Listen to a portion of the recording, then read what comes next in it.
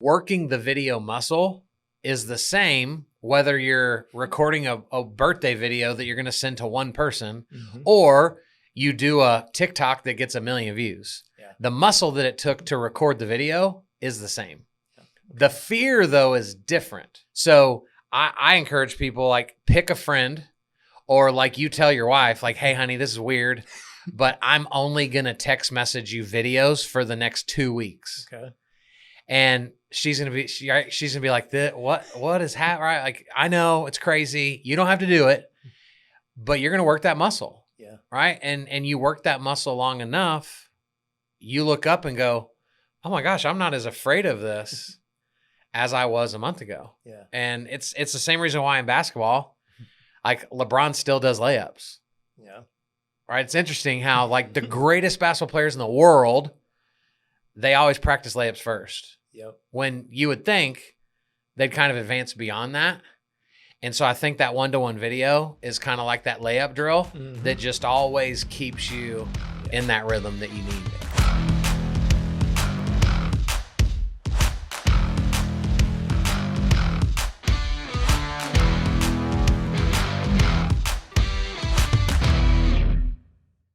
All right. Today I got Kyle Draper with me on Success Never Rest. Welcome, Kyle. Man, I am pumped to be here. I'm pumped to have you here. Success Never Rest is on your worst day, be good, on your best day, be great, and on every other day, get better. And I know that's something you might not live by, but I know that's how you live. Yes, sir. So, yeah. Well, let's jump into it, man. I know you have vast experiences in different fields. You were a youth minister, you were a roofer, you've ventured into entrepreneurship, and now you're known, around our area as the social media guru, specifically on video content. So my question is, I want to know when, where, why you kind of had that aha that, I'm going to drill down on video content and teach people and coach people on it. So, I got a taste for some of it being a youth pastor and just messing around with social media and things like that. But when it really clicked for me, I'd got into roofing. We'd moved our family to Oklahoma. So I don't recommend starting a new company in a new city where you know no one. It's a horrible combination for success. Yeah. And so I'm in a new state. I know nobody. I'm doing roofing. And right around this time, Facebook Live launched. Okay. And so never before had anybody really understood live video. And so I thought, hey, I'm not embarrassed about anything. Like, let's try to just start doing video. I'm doing videos on roofs of houses. I'm interviewing people. I'm educating about roofing. Again, no one gives a crap about any of that, but I'm doing it anyway. Yeah. So about 9 months in, networking, doing videos, the first hailstorm comes through Oklahoma City. And dude, I wake up and my phone is blowing up because I'd recorded a video early that morning and I'd put it out on social. I think in like an hour, it had like 50 something shares, thousands of views. And I had this aha of like, all these roofers are banging on people's doors, trying to convince them that they need to choose me. Yeah. While I sat at my house and received over 100 phone calls in the first 24 hours. Wow. And that was the moment where I was like, why is everyone not doing this? Yeah. This is unbelievable. And so that's kind of always been the driving force. Okay. Is just realizing the compound effect that happens when we're willing to put ourselves out there like that. Mm-hmm. And so to see people refusing to take advantage of it, it blows my mind. All right. Well, that'll be something we'll follow up on as well. So where do you feel, I know you as a very passionate person, you're obviously passionate about the video. If you were a youth minister, you were passionate about teaching and the youth. I like to know where people got that, passion from. For me, it was my mother, very, very, probably the most Christian lady I could say I've ever known. And, just watching her show empathy and compassion to people. Where's that passion come for you? Similar, right? Watching my parents, my parents grew up like they were in direct sales. Mm. And so they were in direct sales for 3 decades. And so our home, literally thousands of people would come Wow. through our home every year for training in their company. And so I had a front row seat to just watch my parents just serve their butts off. Wow. And just give and give and give and give. And so watching that, obviously, much like for you, had a profound impact on me. I think the other piece to it is like just loving Jesus. I can't look at who he was and not feel like giving back is my greatest way to represent him the most. Yeah.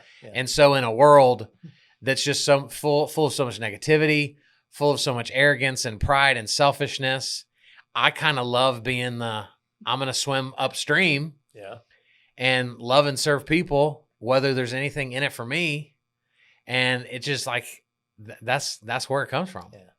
And it all seems to work out, doesn't it? I mean, for me, serving people, it always ends up working out for me in the end too. So, well, you can't, in my opinion, when we make it about serving, I'm going to win as I serve more, but that's not why I do it. Yeah, exactly. Right. And so there's just no better way to be than to lead with that servant heart. Yeah. I'm a firm believer in servant leadership, and the best basketball coaches I knew mentoring were the ones sweeping the floor before practice, and so I've tried to emulate that myself. Well, we've got your background. Let's talk a little bit about social media and business. Let's do it. So, what would be your number one tip? I am just starting to video market. I could be in any business. Yeah. What's your number one tip if I'm going to start creating video? I think, to me, it would be starting with 1-to-1 videos. Okay. We sometimes we're not careful. We get overzealous and we think we need to just jump straight into, okay, cool, I'm just going to start a podcast, or I'm going to do Facebook Live every day, or and we get excited. You do it 3 times. You let all these insecurities pop up, and then you quit faster than you started. Yeah. And so what I've seen is working the video muscle is the same whether you're recording a birthday video that you're going to send to one person, or you do a TikTok that gets 1 million views. Yeah. The muscle that it took to record the video is the same. Okay. The fear, though, is different. So I encourage people, like, pick a friend, or like you tell your wife, like, hey, honey, this is weird, but I'm only going to text message you videos for the next 2 weeks. Okay. And she's going to be like, what is happening? Right? Like, I know it's crazy. You don't have to do it, but you're going to work that muscle. Yeah. Right. And you work that muscle long enough, you look up and go, oh my gosh, I'm not as afraid of this as I was a month ago. Yeah. And it's the same reason why in basketball, like, LeBron still does layups. Yeah. Right. It's interesting how, like, the greatest basketball players in the world, they always practice layups first. Yep. When you would think they'd kind of advance beyond that. And so I think that 1-to-1 video is kind of like that layup drill that just always keeps you in that rhythm that you need. Yeah.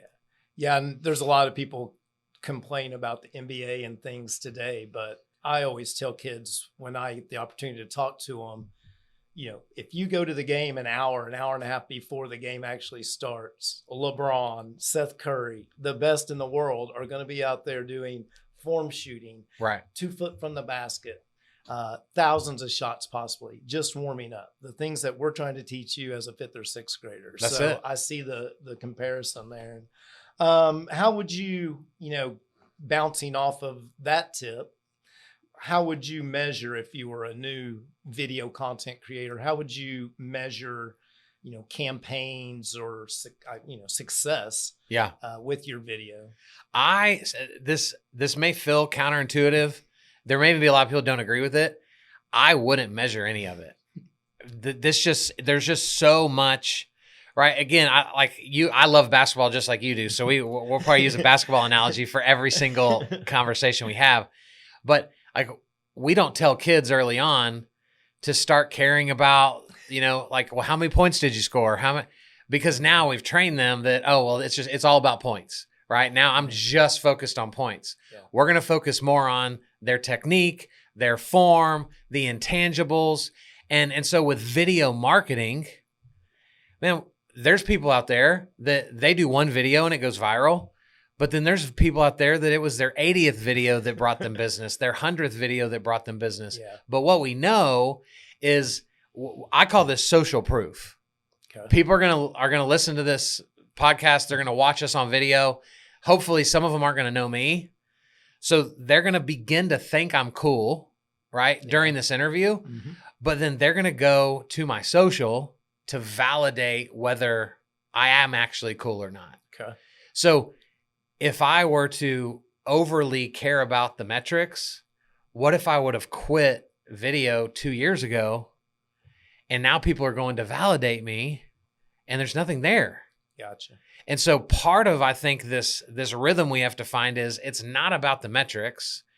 It is about how consistently will you show up, because the more consistently you show up, the more opportunity you're going to provide yourself to win. Mm-hmm. And so now, give me somebody that's been doing this for 6 months, a year. Now we can begin to dial it in and pay more attention to those numbers. Okay. But I think for the person early on that really isn't invested in video, they need to just go, I'm going to do 100 videos before I really slow down, look backwards, and begin to assess it. Because otherwise you just turn yourself into a head case and you will struggle forever. Yeah. Okay. So basically not focusing on the wins, focusing on that process. That's right. That term that we used to hate to hear Jason Garrett and other coaches use is it's all about the process. Same thing with video. It is, right? 100%. Cool. All right. Let's move away from that person that's just getting started. And let's go to somebody that has been doing video for a while. And now they want to take it to another level because there's so many more people obviously going to start using video marketing.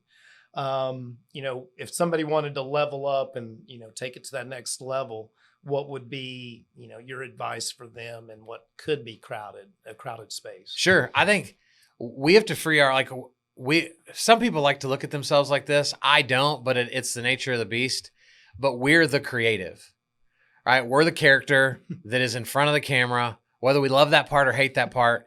And so I think that next level advice is give away everything other than you being in front of the camera. So like while we're recording this, we've got Joe making us look good, recording content, setting up all the different, the different angles so that you and I can just be focused on the conversation. Exactly. And so that's a level up, is let's invest a little bit of money into actually bringing a videographer in that knows how to do more than just this, right? Yeah. I'm going to lean this on my water bottle, right? And that's now so I think that's one way to level up. Using a service that will level up the content is another thing, because it's not as much about what you say being better. It's the way you present what you say. Exactly. Right? So putting captions on, right? Adding some of that stuff. And so again, can you learn how to do it yourself? Or you may even know how to do it yourself. Cool.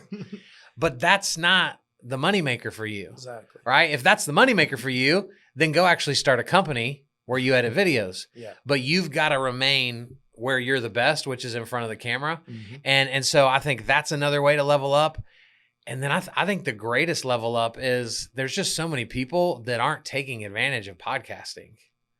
What you and I are doing right now, it's just such easy content.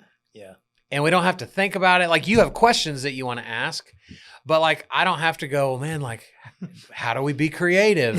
And what song do we need to dance to? Yeah. We just have conversations, and the power, every time you talk to somebody else, you're leveraging their influence for your opportunities. Mm-hmm. So we look at this now I know the secrets, right? So if I was dumb, I'd just be like, man, Michael's so cool.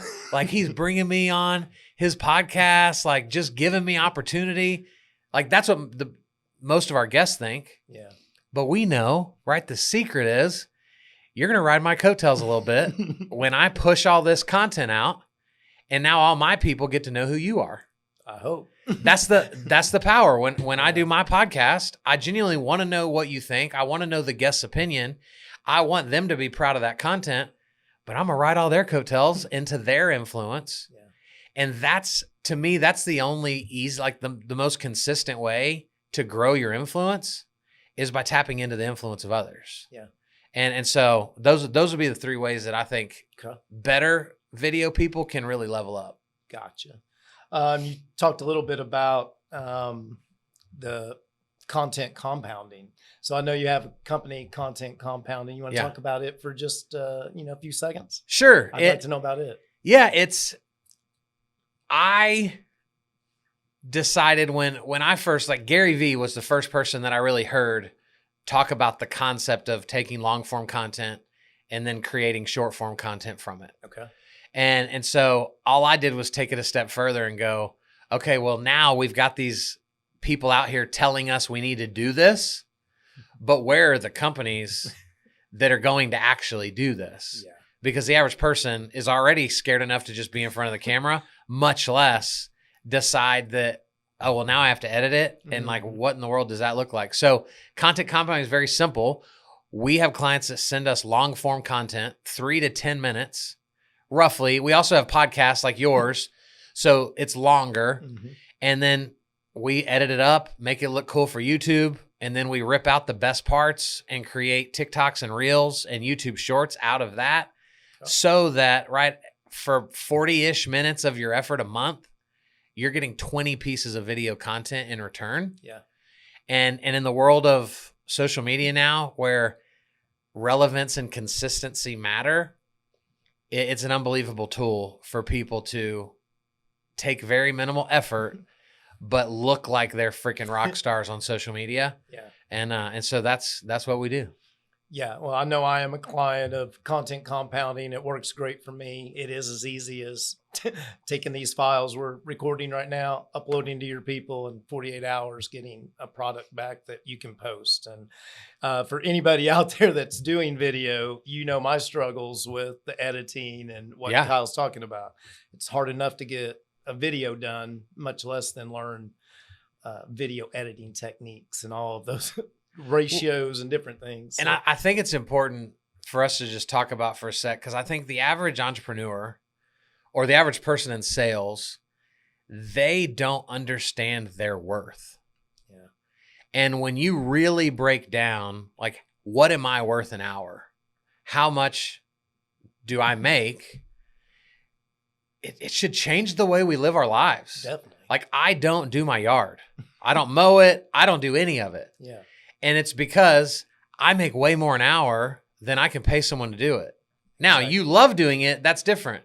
But for most people, we just do the things that we do because this is how we were taught.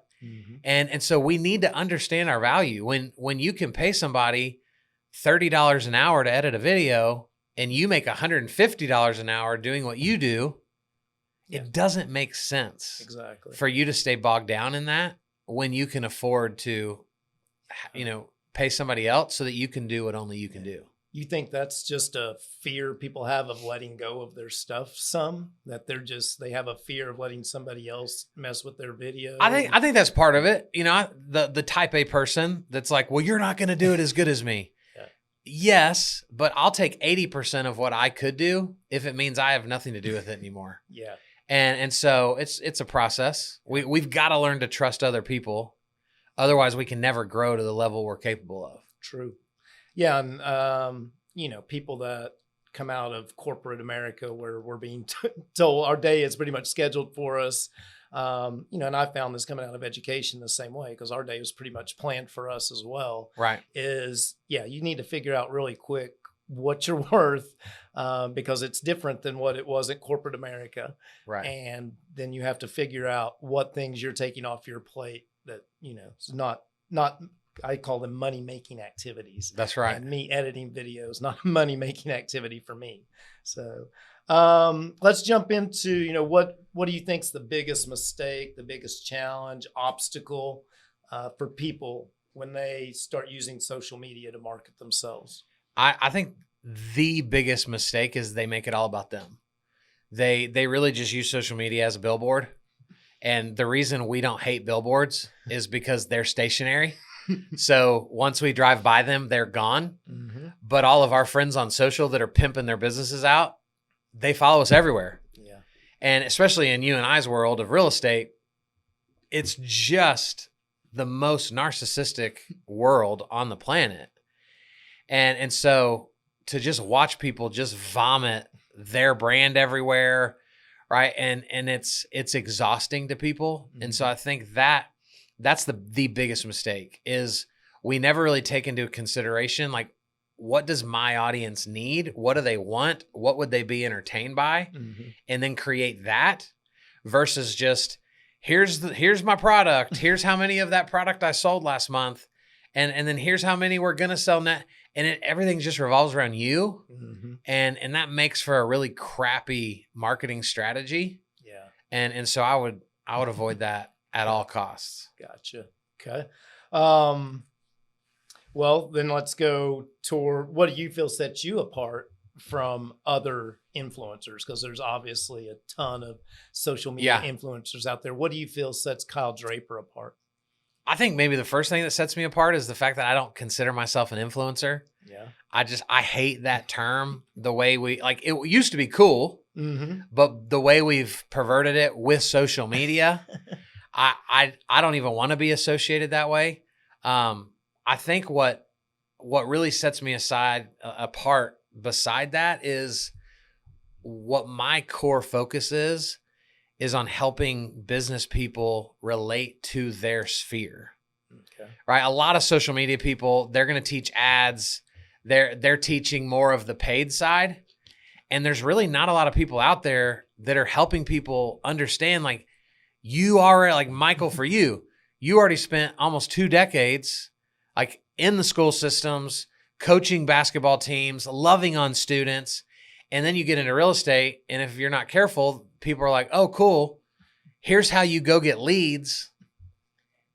And I'm over here going, but what about the 1,000 people he's already invested in for the last 2 decades? Yeah. Why are we not teaching you how to love those people and serve those people and put your business in front of those people? Because they're the ones that already trust you. Exactly. They just need to know you exist.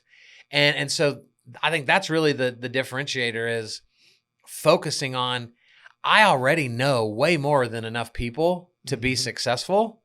And so let's do that first before we just go run and start spending more money on more things so that we can get a stranger to give us an opportunity. Yeah.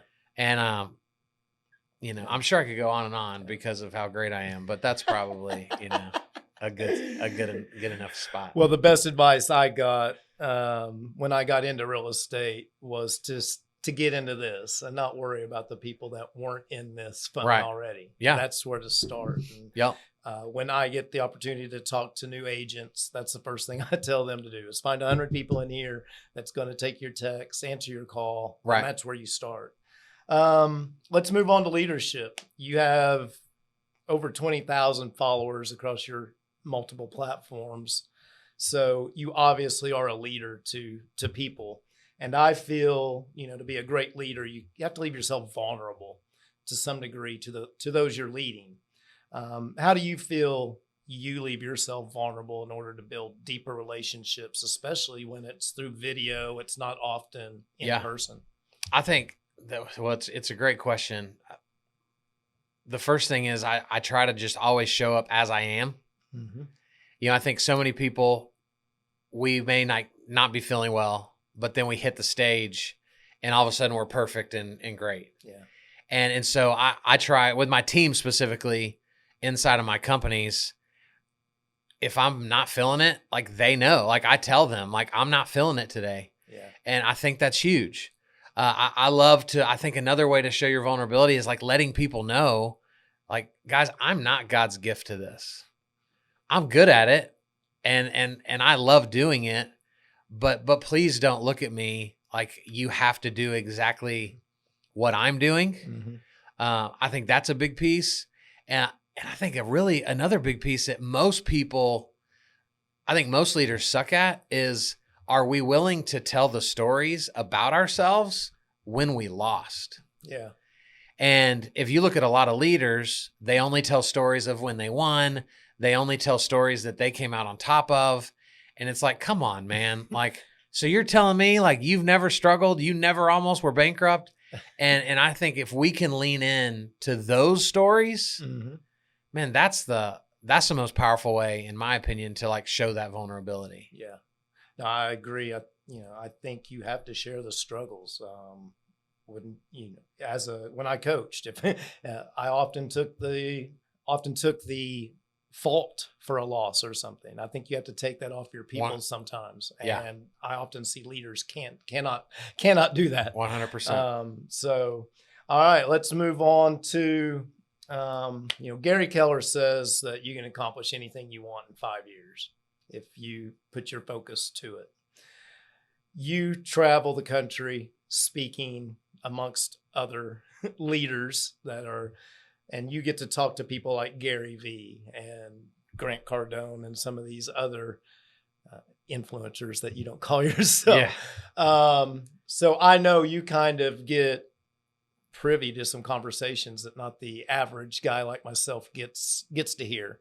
So my question is, in 5 years, what do you think social media game and marketing looks like? Oh, that's a big question. I think video will still be immensely important. Obviously with AI and ChatGPT and all of this stuff, I think we all have to be, more than I can predict what it's going to look like. I think we all have to kind of just take on the willingness to just say, I'm going to adapt always. Okay. I think for so many people, they want to just learn one new, like, okay, fine, I'll do Reels. But then the new thing comes out and it's like, no, I don't want to. I already learned Reels. Yeah. And so we just have to have that constant willingness to adapt. I do think like that it could happen to where, especially for like real estate, for example, where this new technology, like it'll be a saucer that you'll mail to somebody, they'll drop it on their floor and boop, like your AI will pop up. Yeah. And you'll be at your house walking, like pacing your living room and you're in their living room. Yeah. And so I think regardless of what it will be, it will involve us having to be okay with the way we look, the way we sound. I think it's gonna, because what's interesting about what I'm seeing in social is it really is Facebook, Instagram, TikTok.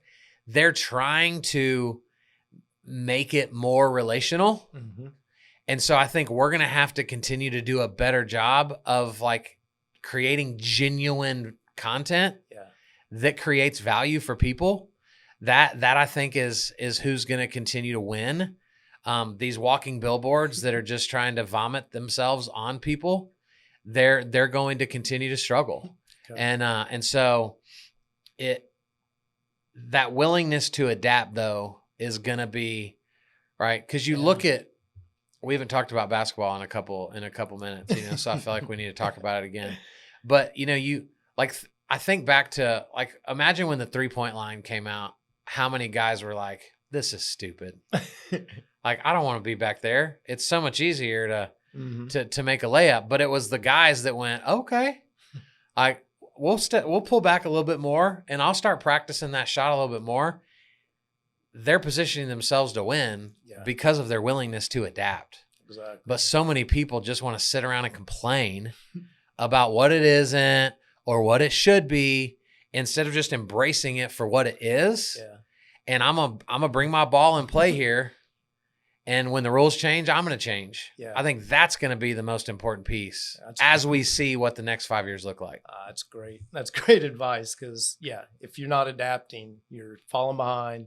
And it's, funny you mentioned that now because I was just thinking, well, you mentioned earlier, you started with Facebook Live, I think. Yeah. When they first had the live option. And then now it's Reel, or then it went to Stories, I think. Yep. And now we're in Reels. And we're talking about this now, and this morning I was just thinking about, I'm actually excited about when Instagram or Facebook drops the next way Yeah. to push out content, because Yep. they're coming up. There's going to be something different. I don't know if it's going to be, whatever it's going to be. But like you said, I think we need to be on the front of that. That's right. And I want to be on the front of that because, Absolutely. I'm just now jumping into the reels and things of that nature. All right. Well, last question. What does Kyle Draper look like in 5 years? Oh man, I hope I'm alive in 5 years. That's goal number one, right? I try to have low goals, low standards. Man, so my big goal. So John Maxwell would be like my digital mentor, and I'm a John Maxwell certified speaker, teacher, coach. If somebody doesn't know who John Maxwell is, no one has sold more leadership books on the planet than him in the history of the world. Mm-hmm. And so his story is very similar. He was a pastor that felt called to serve in the business world. And so he's in his 80s.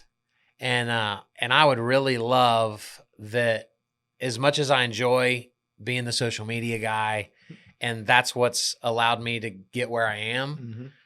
I really want to love on people in the leadership space, being inspiring and motivating and encouraging. Yeah. And so I hope in 5 years that I've been able to kind of pivot from just being the social media guy Yeah. to truly being the thought leader. I've got a few books Mhm. under my belt by then, and that's the goal. Well, knowing you, I think your goal will be achieved.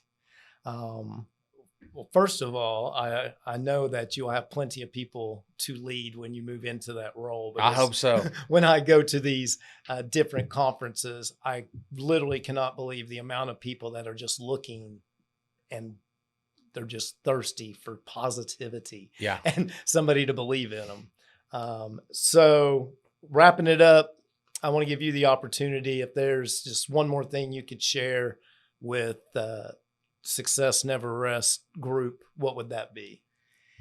Man, I was having this phone call on the way to your studio, and my buddy was talking to me about the difference between like trying, how easy it is for us to be like, oh man, yeah, that's cool. I'm gonna try that. I'm gonna try to work on that. I'm gonna try to get better at video, and replace it with the word train. Right? Because we can't train without getting better, but we can try and still quit. Yeah. And so I would just tell anybody listening, like, the next time you catch yourself saying try, stop, and then replace it with, I'm going to train for that. I'm going to train to get in shape. I'm not going to try to get in shape. I'm going to train for it, because training comes with strategy. Training comes with accountability. But the word try essentially already means I've quit. Yeah. Right? Like, what do we say when somebody's like, oh man, are you coming to the party? If I say, yeah, man, I'm going to try to be there, I'm not coming. Kyle's right? not showing up. I'm not coming. That is a polite way for me to not have to say no to you. Yeah. But how quick are we to say that to ourselves? Like, oh, bro, you're such a great video editor. Yeah, man, I'm going to try to get better at that. That means nothing. Yeah. I'm never going to do it. And so let's remove try from the vocabulary and let's train instead. I think that's a great lesson to wrap it up with. Appreciate you coming. Yes, sir. Boom. Wrap.